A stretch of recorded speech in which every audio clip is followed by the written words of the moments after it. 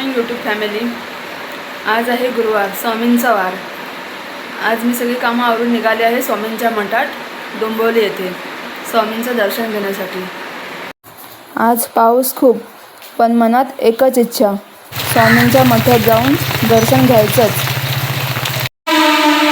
आमच्या इथून डोंबिवलीला जायला फक्त 10 रुपये लागतात. म्हणजे स्वामींच्या मठात जाण्यासाठी फक्त ट्रेनने 10 रुपये लागतात.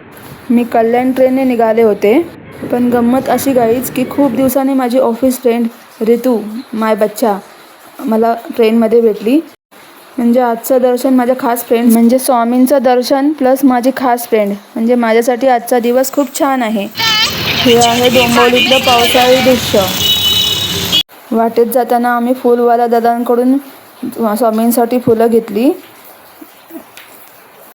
पाऊस कितीही असो, श्रद्धा मोठी असते. पण बघा, भक्तजनांची रीघ लागली आहे. पाऊस असला तरी, वारा असला तरी स्वामींच्या दर्शनासाठी पावलं थांबत नाहीत. कारण ही फक्त श्रद्धा नाही, ही आहे अपार भक्ती.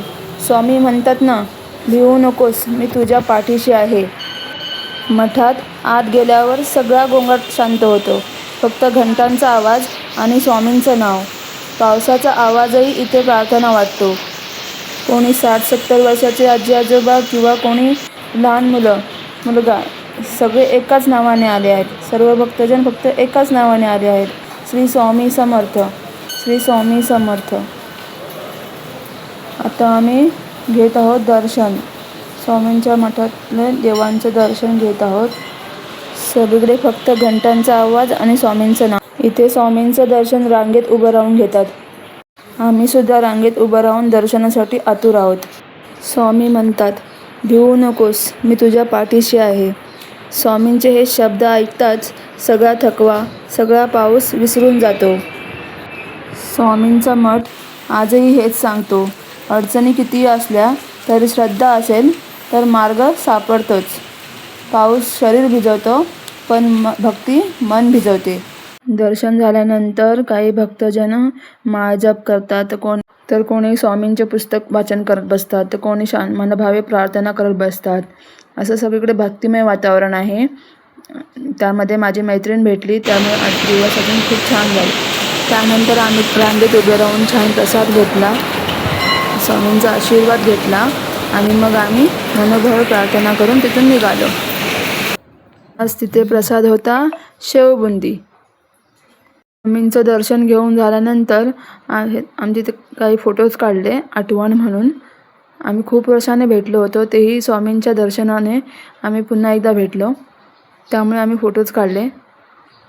बघा यूट्यूब फॅमिली, डोंबिवलीमध्ये सगळीकडे पाऊस आहे, वातावरण काळोखी झालेलं आहे, वारा सुटलेला आहे, तरी भक्तांची पावलंही मंदिरामध्ये स्वामींच्या मठामध्ये दर्शन घेण्यासाठी वळत आहेत. प्रत्येक भक्तजन स्वामींच्या मठात दर्शन घेण्यासाठी येत आहे.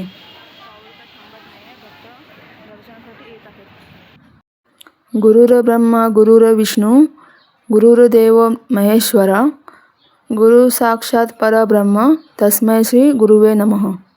तर असा होता आजचा दिवस. अशा प्रकारे घेतला आम्ही स्वामींचा दर्शन आणि मग आम्ही तिथून निघालो.